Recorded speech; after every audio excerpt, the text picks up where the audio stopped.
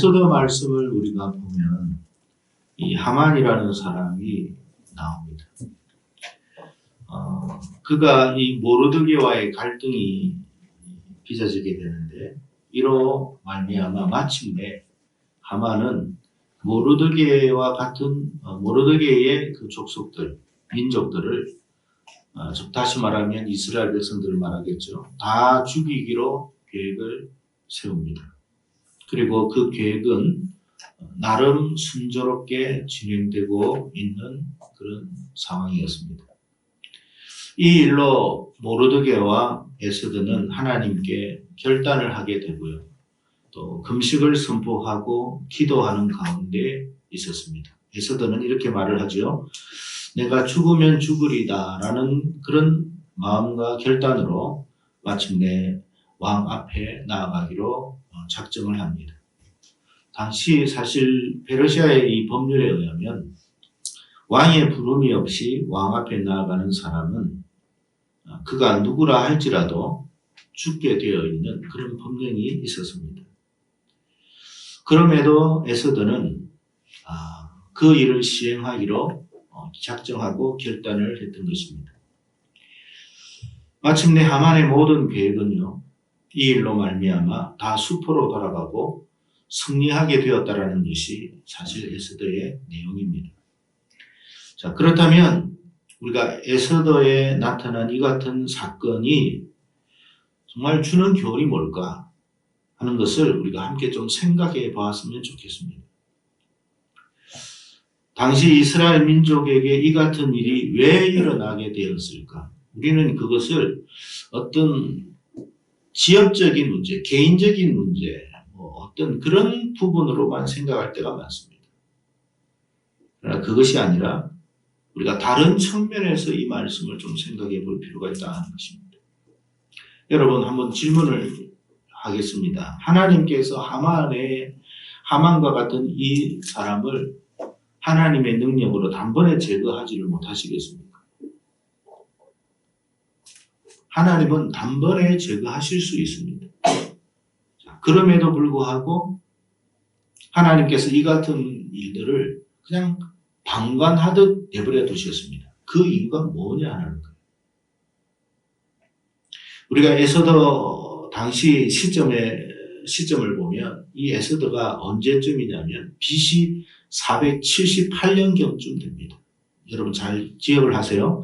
BC 478년경쯤 되는데 이때는요 이스라엘 백성들이 바벨론에서 포로로 있다가 고레스 왕에 의해서 이제 모든 족속은 자기 본토로 고향으로 돌아가도 된다라는 선포가 있었습니다. 근데 그것이 언제냐면 1차로 포로 귀환이 있었던 때가 있었습니다. 그리고 2차 포로 귀환이 되기 전의 사건이 바로 에스더의 이 사건입니다. 그러니까 1차 포로 귀환이 BC 537년이었고요. 2차 포로 귀환이 BC 458년경입니다. 그러니까 에스더 이 당시는 BC 478년경이 돼요. 1차와 2차 포로 사이에 있었던 일입니다. 그러니까 1차 포로 귀환 59년 후에 에스더 사건이 있었어요. 그리고 성전이 완공된 40년 후에 지금 이 사건이 발생한 거예요.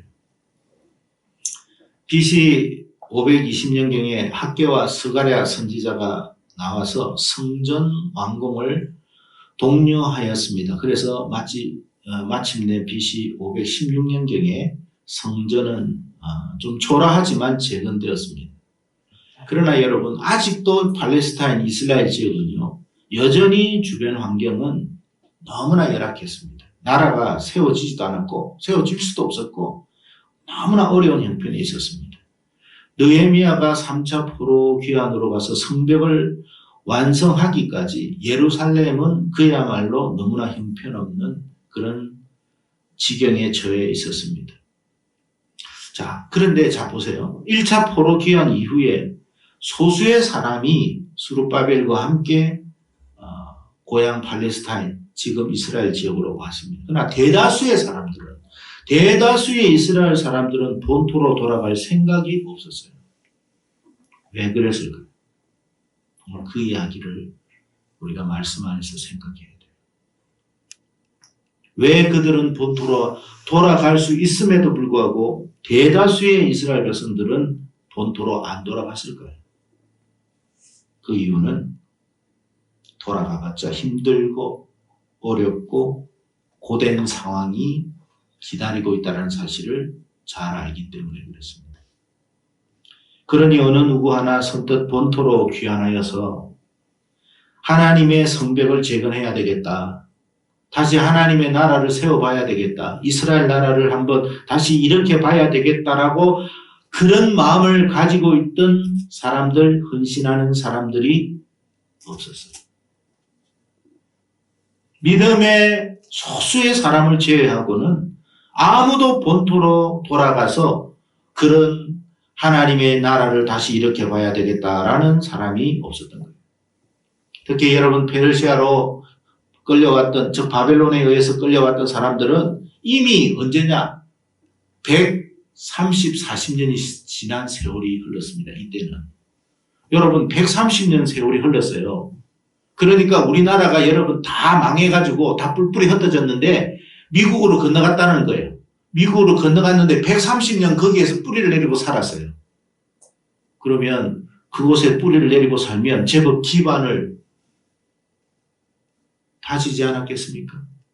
정착을 이미 하지 않았겠어요? 그곳에 나름 공무원 하는 사람도 있었고요. 다니엘처럼, 새 친구들처럼, 느헤미야처럼 사업도 나름 하고 꽤나 잘하는 사람이 있었지 않겠습니까? 그리고 여러분 바벨론 포로로 끌려와가지고 지금 140년, 50년이 지난 시점에 보니까 그곳에서 태어난 아이들이 무슨 여러분 이스라엘 땅이 어떤 땅인지 뭔 여러분 그게 추억이 있고 생각이 있겠습니까? 본토로 돌아가고 싶은 마음이 없어요. 특히 그곳에서 정착 잘하고 성공한 사람일수록 그렇습니다. 그래서 다들 페르시아 이 땅에서 안정된 생활을 하고 있었던 거예요. 바로 그때에 하만이 등장한 거예요. 그로 인해서 마침내 이스라엘 사람들은 이 일로 말미암아 이스라엘 민족이 멸족을 당하게 되었다라는 그 위기에 빠지게 된 거예요. 그러니 이스라엘 사람들이 얼마나 두려워 떨었겠습니까? 더 이상 어떤 마음이 들었느냐면 이제 우리가 이곳에 영원토록 살 곳이 아니구나. 이 페르시아 땅이 우리가 영원히 살아야 할 곳이 아니구나. 그걸 가지게 된 거예요. 만약 하만이라고 하는 이 사람이 등장하지 않았다면 이스라엘 민족은요, 이 페르시아라고 하는 이 땅에 안주하며 그곳에 있는 다른 이방 민족들과 동화되어 가면서 그냥 살았을 거예요. 마침내 하나님의 선민 사상, 그들의 정체성 다 상실한 채로 살아갔을 거예요. 여러분 이스라엘 역사를 한번 뒤돌아보세요. 에스더 때만 그런 게 아니라 AD 70년경 로마의 디도의 장군에 의해 가지고 이스라엘 백성들이 세계 곳곳으로 뿔뿔이 흩어졌습니다. 유럽, 러시아 전부 다 흩어졌어요. 근데 여러분 한 2000년 정도 지나니까 나름 기반을 잡아요. 안정된 생활을 해요. 그때 어떤 일이 일어납니까? 1차 세계대전이 일어나요. 여러분 그때 당시 유대인들요 많이 죽었습니다. 2차 세계대전 때 나치 히틀러에 의해서 600만 명이 학살됐습니다. 이스라엘 사람들은 그때 생각했습니다. 나라를 다시 세워야 되겠다. 내 본토로 가야 되겠다. 그런 마음이 그들에게 들기 시작했고 마침내 1948년 5월 14일 이스라엘이 독립을 하게 됩니다. 왜 하나님께서는 이스라엘 백성들에게 이 같은 처참한 상황을 계속해서 허락하시느냐는 거예요. 그것은 바로 하나님과의 언약을 기억해 하기 위해서 그런 겁니다. 하나님이 아브라함과 약속을 하면서 너와 너의 자손에게 이 땅을 물려주겠다 약속을 했어요. 하지만 에스더 때나 1, 2차 세계대전 때 이스라엘 사람들은 다시 나라를 찾아야 되겠다. 독립해야 되겠다. 나라 가나안 땅으로 돌아가야 되겠다 하는 그런 마음 하나도 없었어요. 나라를 되찾고 싶은 마음도 없었고 찾을 의향도 없었어요. 그랬기 때문에 그들에게 있어서 중요한 것은 뭐냐면 오직 돈이었습니다. 이스라엘 사람들은요, 돈밖에 없었어요. 왜? 그것이 자기를 살리는 길인 줄 알았어요. 어떻게 하면, 그러니까 유럽에 어디를, 프랑스를 가든, 영국을 가든, 독일을 가든, 폴란드에 있든, 어디를 가든, 러시아에 있든, 돈 버는 일에는 유대인들이요, 철저했습니다. 돈 엄청 벌었어요. 그래서 부자가 많았어요. 여러분, 유럽의 소설들을 한번 보세요. 소설에 등장하는 그 유대인들을 한번 보면 전부 다 대부분 아주 악질적인 고리되어 하는 사람으로 나옵니다. 유대인들에게 있어서 정말 중요한 건 뭐냐? 나라가 있습니까? 뭐가 있습니까? 내가 살 길은 돈밖에 없어요. 그것밖에 없었어요. 그것이 그들을 지켜주는 가장 중요한 것이라 생각했기 때문에 그렇습니다. 물론 나름 유대교 전통은 지켰죠. 하지만 다시 약속의 땅으로 돌아갈 것이라고는 생각조차도 하지 않았습니다. 할 수도 없고. 그런데 마침내 이 같은 상황이 발생한 거예요. 에스더 당시 이스라엘 사람들은 페르시아에서 기반을 잘 잡고 잘 살았습니다. 하지만 하나님의 계획은 달랐어요. 이스라엘 백성들이 페르시아에서 단지 잘 먹고 잘 사는 것이 그들을 향한 목적이 아니었습니다.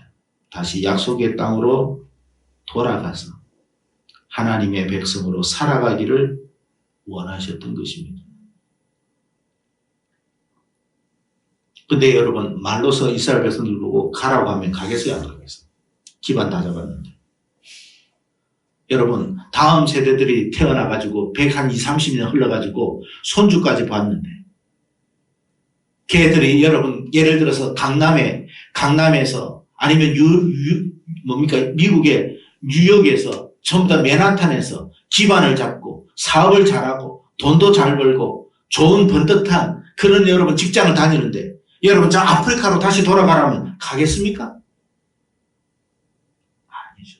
그러니까 특단의 조치를 하나님이 취하셨는데 그 대상이 하만이었던 거예요. 이스라엘 민족이 멸종을 당할 위기에 처하게 되자 그때 비로소 이스라엘 사람들은 정신을 차리기 시작한 거예요.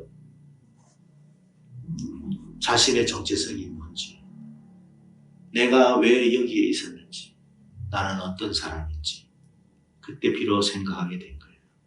물질보다 더 중요한 것, 사회적인 어떤 지위와 위치와 어떤 성공보다 더 중요한 것은 하나님의 언약의 땅으로 가야 되겠구나 하는 것이었습니다. 성도 여러분, 이 에스더 말씀이 우리에게 주는 교훈은 무엇이겠습니까? 표면적으로는 기도로 승리했다라는 말씀일 수도 있습니다. 하지만 좀 더 큰 차원에서 이 말씀을 살펴보면 바로 하나님의 백성의 정체성을 회복하라는 거예요. 얼마 전까지만 해도 우리는 성도라는 사람들, 성도라는 이름을 가지고 살았지만 우리의 마인드 속에는 하나님 나라가 없었어요. 부동산이 어떻게 해야 하면 돈을 많이 벌까? 어떻게 해야 주식을 해가지고 돈을 많이 벌까? 우리들의 대화 속에 하나님의 나라 없었어요. 천국 없었어요. 주님과의 언약의 말씀 없었어요. 그런 것 전부 다 아주 진부한 것처럼 생각했습니다. 자식 출세하고 좋은 대학 가고 우리 남편 좋은 데 취직하고 연봉이 얼마고 그게 우리의 모든 대화거리였어요. 그런데 여러분, 지금 우리의 상황을 보세요. 전 세계적으로 전염병으로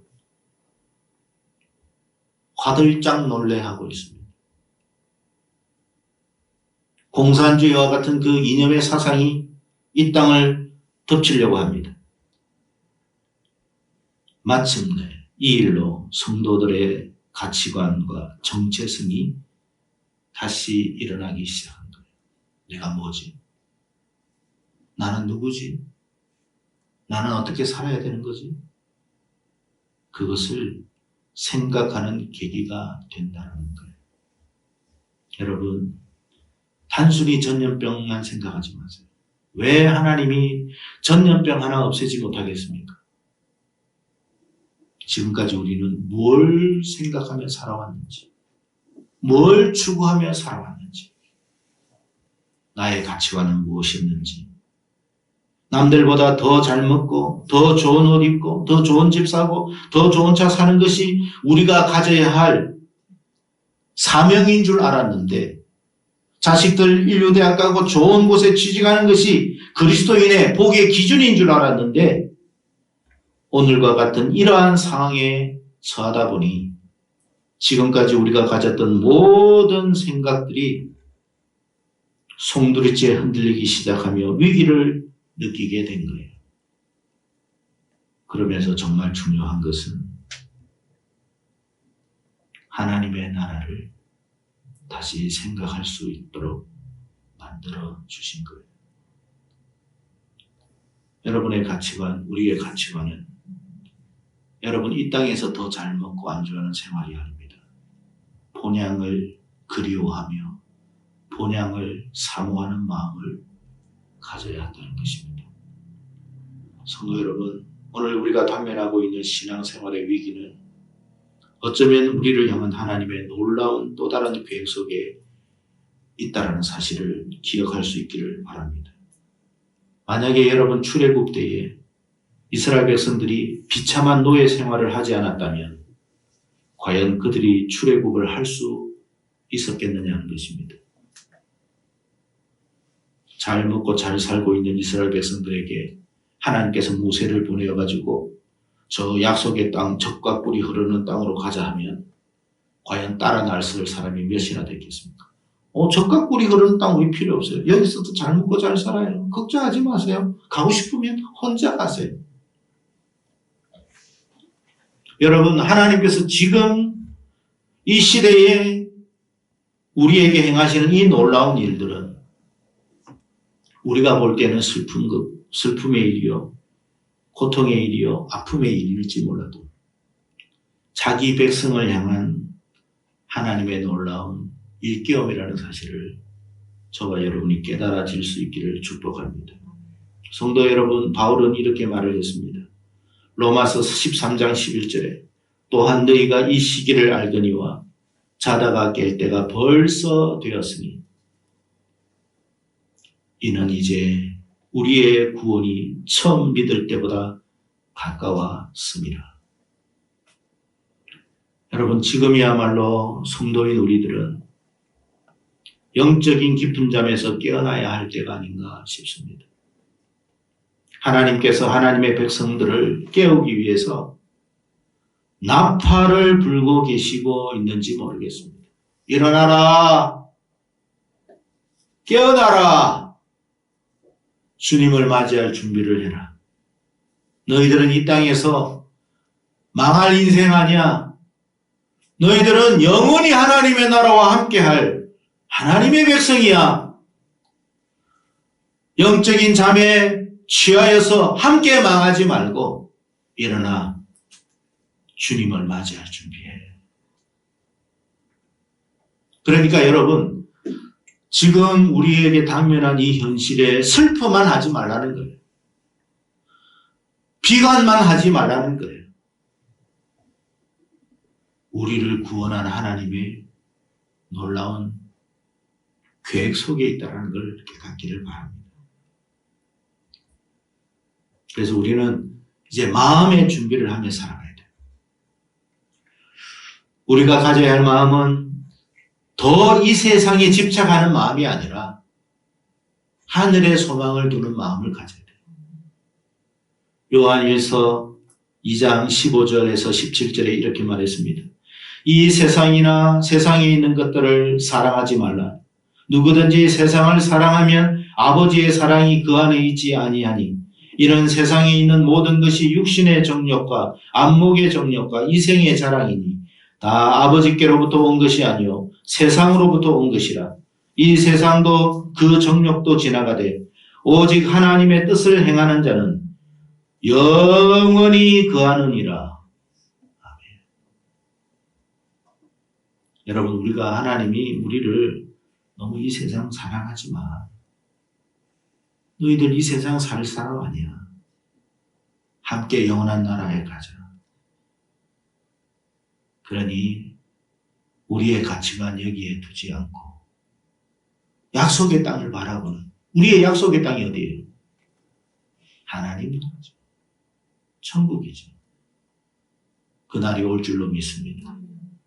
눈물이 없는 나라, 슬픔이 없는 나라, 고통이 없는 나라, 비극적이지 않는 나라, 차별이 없는 나라, 편견이 없는 나라, 갈등이 없는 나라, 성별의 차이가 없는 나라. 그 나라 가야 될 거 아닙니까? 그래서 여러분, 지금 우리가 처한 상황을 마냥 부정적으로만 바라보지만 않는 거예요. 또 다른 하나님의 계획이 있었을 겁니다. 우리를 향한 하나님의 섭리가 뭔지를 발견할 수 있는 저와 여러분 되기를 축복합니다. 그러면 여러분, 세상의 바람은 이리 불고 저리 불어도 그 뜻을 깨닫는 사람의 마음속에는 평안함이 있어요. 그 뜻을 깨닫는 사람 마음에는 하나님의 인도하심의 손길을 경험할 수 있도록 하나님이 허락하실 줄로 믿습니다. 이런 축복이 오늘 이 자리에 참여한 여러분 모두에게 있기를 간절히 축복합니다.